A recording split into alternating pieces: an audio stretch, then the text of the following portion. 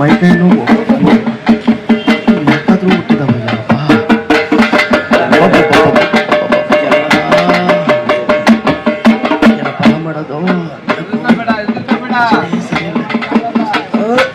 ಯಾಕಣ ಏನಾಯ್ತು ಹಂಗ್ ಕೂತ್ಕೊಂಡ್ಬಿಟ್ಟೆ?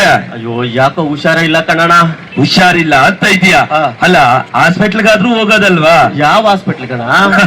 ನೋಡಿ ಹೆಂಗ್ ಕೇಳ್ತೇನೆ, ಯಾವ ಹಾಸ್ಪಿಟ್ಲ್ ಅಂತ? ನಮ್ಮ ಆಸ್ಪತ್ರೆನ ಸರ್ಕಾರಿ ಹಾಸ್ಪಿಟ್ಲ್ಗೆ. ಯಾವ್ದು ನಮ್ದು ಯಾವ್ದು ನಮ್ದಲ್ಲ. ಅಲ್ಲಣ್ಣ, ಈ ಸರ್ಕಾರಿ ಆಸ್ಪತ್ರೆಗೆ ಹೋದ್ರು ಚೀಟಿ ಹೊರಗಡೆ ಬರ್ಕೊಡ್ತಾರೆ, ಖಾಸಗಿ ಆಸ್ಪತ್ರೆಗೆ ಹೋದ್ರು ಚೀಟಿ ಹೊರಗಡೆ ಬರ್ಕೊಡ್ತಾರೆ. ಆದ್ರೆ ಹಾಗೂ ಖರ್ಚಂತೂ ಹಾಗೆ ಬಿಡುತ್ತೆ ಬಿಡಪ್ಪ. ಹಂಗಂತ ಹೇಳ್ಬಿಟ್ಟು ಸುಮ್ನೆ ಇರಕ್ಕಾಗತ್ತಾ? ಮತ್ತೆ ನೋಡಿ ಸರ್ಕಾರದಲ್ಲಿ ಒಂದು ನೀತಿ ತಂದಿದೆ. ಏನಪ್ಪ ಅದು? ಏನಾಯ್ತಂದ್ರೆ ಸರ್ಕಾರಿ ಆಸ್ಪತ್ರೆಯಲ್ಲಿ ಡಾಕ್ಟರ್ಗಳು ಯಾವುದೇ ಕಾರಣಕ್ಕೆ ಹೊರಗಡೆ ಚೀಟಿ ಬರ್ಕೊಡ್ಬಾರ್ದು ಅಂತ. ಹೌದೇನಣ್ಣ? ಹೌದು, ಅಷ್ಟೇ ಅಲ್ಲ, ಇತ್ತೀಚೆಗೆ ಒಂದು ಆದೇಶ ಕೂಡ ಬಂದಿದೆ. ಅದೇನ್ ಆದೇಶ ತಂದಿದ್ದೇನಾ? ಅದೇನ್ ಆದೇಶ ತಂದಿದೆ ಅಂದ್ರೆ, ಸರ್ಕಾರಿ ಆಸ್ಪತ್ರೆಗಳಲ್ಲಿ ಉಚಿತವಾದ ಮತ್ತು ಗುಣಮಟ್ಟದ ಔಷಧಿ ಮತ್ತು ತಪಾಸಣೆಯನ್ನ ಉಚಿತವಾಗಿಯೇ ಮಾಡಬೇಕು ಅಂತ. ಹೊರಗಡೆ ಯಾವುದೇ ಕಾರಣಕ್ಕೆ ಚೀಟಿ ಬರ್ಕೊಡ್ಬಾರ್ದು ಅಂತ. ಆಯ್ತಪ್ಪ, ನಾನ್ ನಂಬ್ತೀನಿ. ಆದ್ರೆ ಈ ಸರ್ಕಾರಗಳು ಗೌರ್ಮೆಂಟ್ ಹಾಸ್ಪಿಟ್ಲ್ಗೆ ಎಲ್ಲಾ ಸವಲತ್ತುಗಳನ್ನು ಕೊಟ್ಟು ಜನರಿಗೆ ಉಚಿತವಾಗಿ ಸಿಗುವಂಗೆ ಮಾಡ್ಬೇಕಲ್ಲಪ್ಪ. ಅಯ್ಯೋ ಅಣ್ಣ, ಅವೆಲ್ಲ ಯಾವ ಕಾಲಕ್ಕೆ ಆಗ್ತವೆ ಹೇಳು? ಯಾರು ಮಾಡ್ತಾರೆ ಹೇಳು? ಯಾರು ಮಾಡ್ತಾರ ಅಂತಂದ್ರೆ ಸರ್ಕಾರದವರೇ ಮಾಡ್ಬೇಕು. ಯಾಕೆ? ನಾವು ವೋಟ್ ಹಾಕಿಲ್ವಾ, ಟ್ಯಾಕ್ಸ್ ಕಟ್ಟಿಲ್ವಾ? ಹಾಗಾಗಿ ಸರ್ಕಾರದವರೇ ಮಾಡುವಂತೆ ನಾವು ಕೇಳ್ಬೇಕು. ಆಯ್ತಪ್ಪ, ನಾವು ಕೇಳ್ತೀವಿ, ಆದ್ರೆ ಅವ್ರು ಮಾಡ್ಬೇಕಲ್ಲಪ್ಪ ಅನ್ನೋದೇ ನನ್ನ ಪ್ರಶ್ನೆ. ಈಗ ಮಗು ಅಳದೇನೆ ತಾಯಿ ಹಾಲ್ ಕೊಡಲ್ಲ ಅಂತ ಗಾದೆ. ಹೌದು. ನಾವು ಕೇಳದೇನೆ ಯಾವುದು ಬದಲಾವಣೆ ಆಗಲ್ಲ. ಆ ನಿಟ್ಟಿನ ಹಂಗಿರುವಾಗ ನಾವು ಕೇಳಿ ಪಡ್ಕೋಬೇಕು. ಅದು ಬಿಟ್ಟು ನೀನು ಖಾಸಗಿ ಹಾಸ್ಪಿಟಲ್ಗೆ ಹೋದ್ರೆ ನಿನ್ನ ಹತ್ರ ಲಕ್ಷ ಲಕ್ಷ ಕಿತ್ಕೊಂತ ಕಣಣ. ಹೌದಣು. ಅವ್ರಿರೋದೆ ದುಡ್ಡು ಕಿತ್ಕೊಳ್ಳೋಕಣ. ಅದಕ್ಕೆ ತಾನೇ ಬಂಗ್ಲೆ ಮೇಲೆ ಬಂಗ್ಲೆ ಕಟ್ಕೊಂಡು ಹೆಸರು ಮೇಲೆ ಕೂತ್ಕೊಂಡಿರೋದು. ಈ ಮಾತುಗಳು ವೇಸ್ಟ್ ಕಂಡ್ರಯ್ಯ. ಅಣ್ಣ, ಈಗ ಏನ್ ಮಾಡ್ಬೇಕು ಅಂತ ಹೇಳ್ತೀರಣ್ಣ ನೀವು? ಒಂಚೂರು ವಿಚಾರ ತಿಳಿಸಿ. ಏನ್ ಹೇಳ್ಬೇಕು ಅಂತಂದ್ರೆ, ನೋಡಿ, ನಾವು ಸರ್ಕಾರಿ ಆಸ್ಪತ್ರೆಗಳಲ್ಲಿ ಉಚಿತವಾದಂತಹ ಚಿಕಿತ್ಸೆಯನ್ನ ಸರ್ಕಾರವೇ ಕೊಡುವಂತೆ ಮಾಡಬೇಕು. ಅದೇ ಇವತ್ತಿನ ಮುಖ್ಯವಾದ ಕೆಲಸ. ಆದ್ರೆ ಅವ್ರು ಮಾಡ್ಬೇಕಲ್ಲಪ್ಪ. ಹೌದು, ಯಾಕೆ ಮಾಡಲ್ಲ ಹೇಳು? ಈಗ ಪಕ್ಕದ ರಾಜ್ಯ ತಮಿಳುನಾಡು 2ನೇ ಶ್ರೀಮಂತ ರಾಜ್ಯ ಅಂತ ಘೋಷಣೆ ಮಾಡ್ಕೊಳ್ಳುತ್ತೆ. ಹೌದು, ಅಂತದ್ರಲ್ಲಿ ಉಚಿತವಾಗಿ ಕೊಡ್ಲಿ ಬಿಡೋಣ ಅಲ್ವಾ? ಹಾಗೆ ಕೊಡ್ಬೇಕು ಅಂತ ನಾವು ಗಟ್ಟಿಯಾಗಿ ಕೇಳ್ಬೇಕಂದ್ರಪ್ಪ. ಆಯ್ತಣ್ಣ. ಅಲ್ಲಣ್ಣ, ನಾವೇನೋ ಗಟ್ಟಿಯಾಗಿ ಕೇಳ್ತೀವಿ ಅನ್ಕೋ, ಅವರು ಉಚಿತವಾಗಿ ಔಷಧಿಗಳನ್ನ ಕೊಡ್ತಾರೆ ಅನ್ಕೋ. ಆದ್ರೂ ನನ್ಗೊಂದು ಡೌಟ್ ಕಣಪ್ಪ. ಅದೇನ್ ಡೌಟ್ ಕೇಳವ? ಈ ಸರ್ಕಾರಿ ಆಸ್ಪತ್ರೆಯಲ್ಲಿ ಸಿಗುವಂತ ಔಷಧಿಗಳು, ಸೌಲಭ್ಯಗಳು ಸರಿಯಾಗಿ ಕೆಲಸ ಮಾಡ್ತಾವ ಅನ್ನೋದೇ ಡೌಟು. ಒಳ್ಳೆ ಪ್ರಶ್ನೆ ಕೇಳ್ದೆ ನೀನು. ನೋಡಿ, ಸರ್ಕಾರಿ ಆಸ್ಪತ್ರೆಯಲ್ಲಿ ಸಿಗುವಂತಹ ಔಷಧಿಗಳು ಎಲ್ಲವೂ ಜನರಿಕ್ ಔಷಧಿಗಳೇ.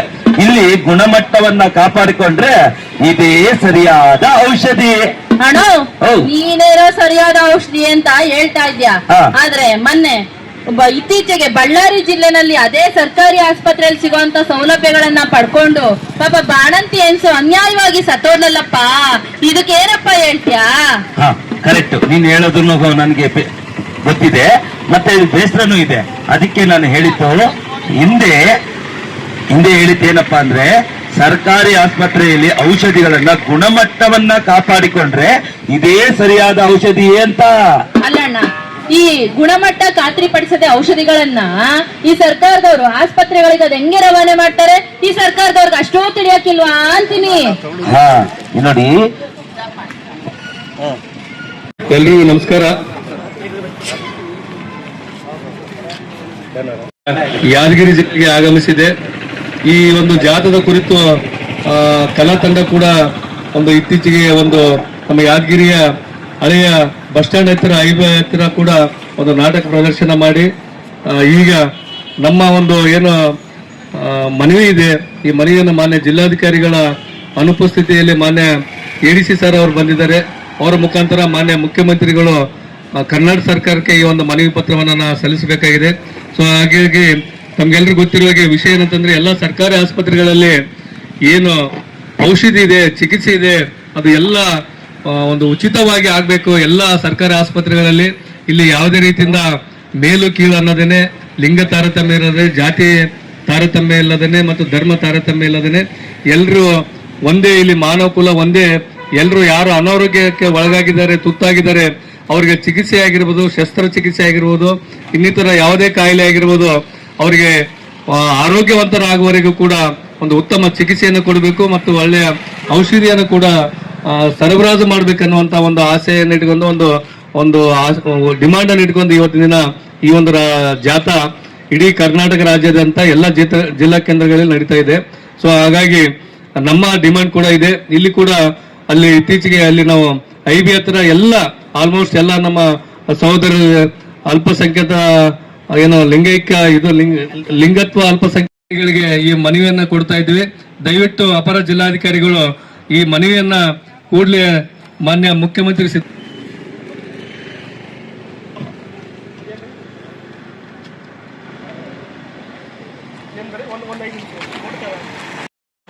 ಕಳಿಸ್ಕೊಡ್ತೀವಿ.